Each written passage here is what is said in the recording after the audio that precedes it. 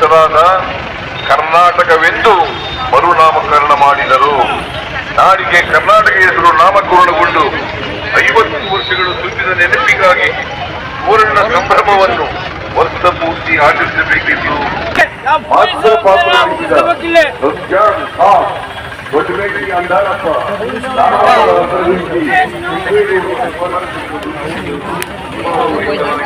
ಬರುವ ವಿಧೇಯಕಗಳು ಕನ್ನಡದಲ್ಲಿ ಇದ್ದರೆ ಕನ್ನಡ ಅನಿವಾರ್ಯವಾಗಿ ಆಡಳಿತದಲ್ಲಿ ನೆಲೆಗೊಳ್ಳುವಂತಾಗುತ್ತದೆ. ಈ ಕುರಿತು ನಮ್ಮ ಎಲ್ಲ ಅಧಿಕಾರಿಗಳಿಗೂ ಕಟ್ಟುನಿಟ್ಟಿನ ಸೂಚನೆ ನೀಡಲಾಗಿದೆ. ಆಡಳಿತ ಮೊದಲುಗೊಂಡು ಪ್ರತಿ ಹಂತದಲ್ಲೂ ಕನ್ನಡದ ಅಸ್ಮಿತೆಯನ್ನು ಪಸರಿಸಬೇಕಾಗಿದೆ.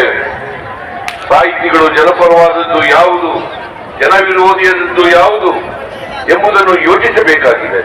ಸರ್ವ ಜನಾಂಗದ ಶಾಂತಿಯ ತೋಟವಾಗಿಸಿ ಸಾಹಿತ್ಯವನ್ನು ಗುರುತಿಸುತ್ತಾರೆ. ಸಾಹಿತಿಗಳಿಗೆ ಕಲಾತ್ಮಕ ಸಿದ್ಧಾಂತಕ್ಕಿಂತಲೂ ಬದುಕಿನ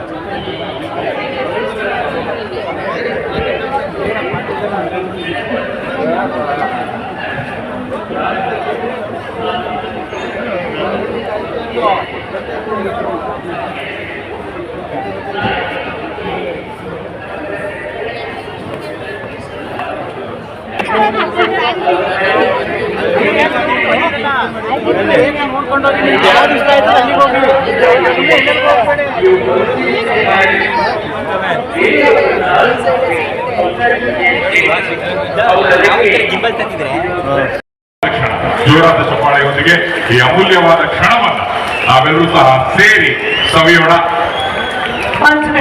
ನಿಕಟಪೂರ್ವ ಸಮ್ಮೇಳನಾಧ್ಯಕ್ಷರಾದ ಡಾಕ್ಟರ್ ದೊಡ್ಡರಂಗೇಗೌಡರಿಂದ 87ನೇ ಅಖಿಲ ಭಾರತ ಕನ್ನಡ ಸಾಹಿತ್ಯ ಸಮ್ಮೇಳನದ ಸರ್ವಾಧ್ಯಕ್ಷರಾದ ನಾಡೋಜ ಡಾಕ್ಟರ್ ಗೋರು ಚನ್ನಬಸಪ್ಪನವರಿಗೆ ಧ್ವಜವನ್ನ ಹಸ್ತಾಂತರಿಸಿದ್ದಾರೆ ಡಾಕ್ಟರ್ ದೊಡ್ಡರಂಗೇಗೌಡ. ಇನ್ನು ನಮ್ಮನ್ನೆಲ್ಲ ಉದ್ದೇಶಿಸಿ ಡಾಕ್ಟರ್ ದೊಡ್ಡರಂಗೇಗೌಡ ಅವರು ಮಾತನಾಡಬೇಕಾಗಿ ವಿನಂತಿ. ಒಂದು ವೇಳೆ ಸ್ವಾಗತಿಸಿ ನಿಕಟಪೂರ್ವ ಸಮ್ಮೇಳನದ ಅಧ್ಯಕ್ಷರಾದ ಡಾಕ್ಟರ್ ದೊಡ್ಡರಂಗೇಗೌಡ ಅವರನ್ನು. ಕನ್ನಡಿಗರ ಎದೆಯಾಳದಲ್ಲಿ ಮೊಳಗುತ್ತಿರಲಿ ಕನ್ನಡ, ಕನ್ನಡದ ನೀರು ನೆಲಗಾಳಿಯಲ್ಲಿ ಉಸಿರಾಡಲಿ ಕನ್ನಡ ಎಂದಂಥ ಡಾಕ್ಟರ್ ದೊಡ್ಡರಂಗೇಗೌಡ ಅವರ ನುಡಿಗಳಿಗಾಗಿ ಚಪ್ಪಾಳೆಗಳ ಮುಖೇನ ಬರಮಾಡಿಕೊಳ್ಳೋಣ ಆತ್ಮೀಯ ಬಾಂಧವರು. ಜೈ ಗುರುದೇವ್. ಗುರುಭ್ಯೋ ನಮಃ.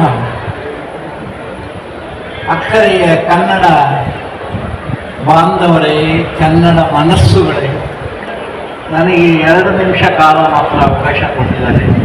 ಈ 2 ನಿಮಿಷದಲ್ಲಿ ಹೇಳಬೇಕಾದಂಥದ್ದು ಒಂದೇ ಒಂದು ಬಹಳ ಮುಖ್ಯವಾದಂಥ ಸಂಗತಿ ಇದೆ.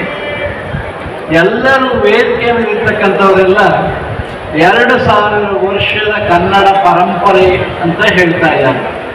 ಆದರೆ ನಾನು ದೊಡ್ಡರಂಗೇಗೌಡ ಸುದೀರ್ಘ ಸಂಶೋಧನೆಯ ಫಲವಾಗಿ 40 ವರ್ಷಗಳ ಸುದೀರ್ಘ ನಿಜವಾದಂಥ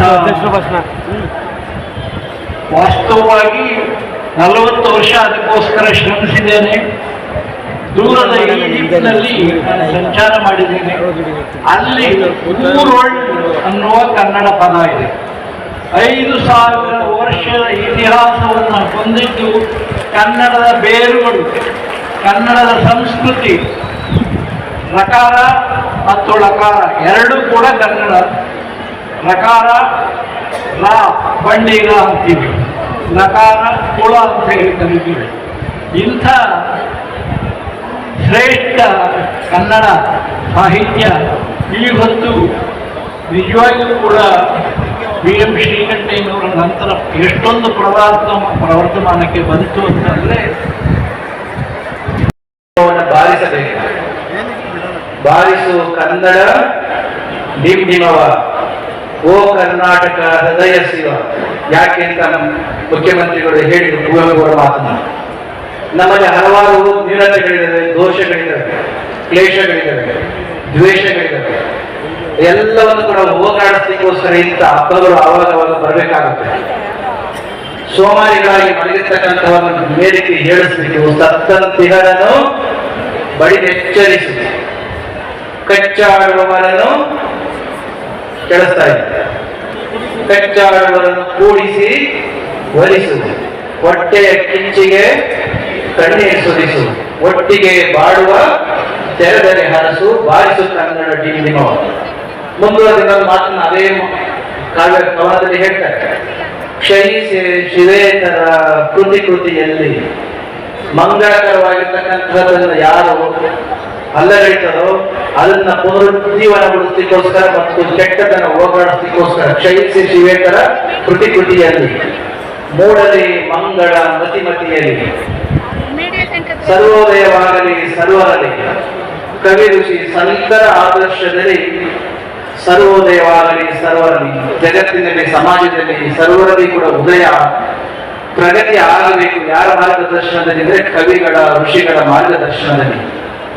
ಸಾಹಿತ್ಯದ ಮುಖಾಂತರ, ಭಾಷೆಯ ಮುಖಾಂತರ ನಮ್ಮ ಭಾವನೆಗಳಿಗೆ ಭಾಷೆಯನ್ನು ಕೊಟ್ಟು ಸಾಹಿತ್ಯವನ್ನು ಕೊಟ್ಟಂತ ಕವಿಗಳನ್ನು ನೆನಪಿಸುವ ಕಾರ್ಯಕ್ರಮ ಇದು. ಹಿಂದಿನ ನಮ್ಮ ಹಲವಾರು ಕವಿಗಳು ನಮ್ಮ ಹಿಂದಿನ ಈ ಸ್ಥಿತಿಗೆ ಕಾರಣೀಭೂತರಾಗಿರ್ತಕ್ಕಂಥ ಹಲವಾರು ಕವಿಗಳನ್ನು ನೆನಪಿಸುವ ಸ್ಥಿತಿ, ಇಂದಿನ ನಮ್ಮ ಸಾಹಿತ್ಯ ಭಾಷೆಯ ಸ್ಥಿತಿ ನೆನಪು ಮಾಡಿಕೊಡ್ತಕ್ಕಂಥದ್ದು, ನಮ್ಮ ಭವಿಷ್ಯಕ್ಕೆ ಮುಂದೆ ಹಾಕಿಕೊಡ್ತಕ್ಕಂಥ ಸೋಪಾನದ ವ್ಯವಸ್ಥೆ ಮಾಡತಕ್ಕಂಥದ್ದು ಈ ತ್ರಿವೇಣಿ ಸಂಗಮದ ಒಟ್ಟು ಈ ಕಾರ್ಯಕ್ರಮದಲ್ಲೂ ಕೂಡ ಭಾಗಿಗಳಾಗಿರ್ತಕ್ಕಂಥ ಈ ಹೊತ್ತಿನಲ್ಲಿ ಮೌಲಿಕವಾಗಿರ್ತಕ್ಕಂಥ ಮಾತುಗಳನ್ನು ಮಾನ್ಯ ಮುಖ್ಯಮಂತ್ರಿಗಳು ಹೇಳಿದ್ದಾರೆ. ಜಗತ್ತಿನ ಶ್ರೇಷ್ಠ ಸಾಹಿತ್ಯ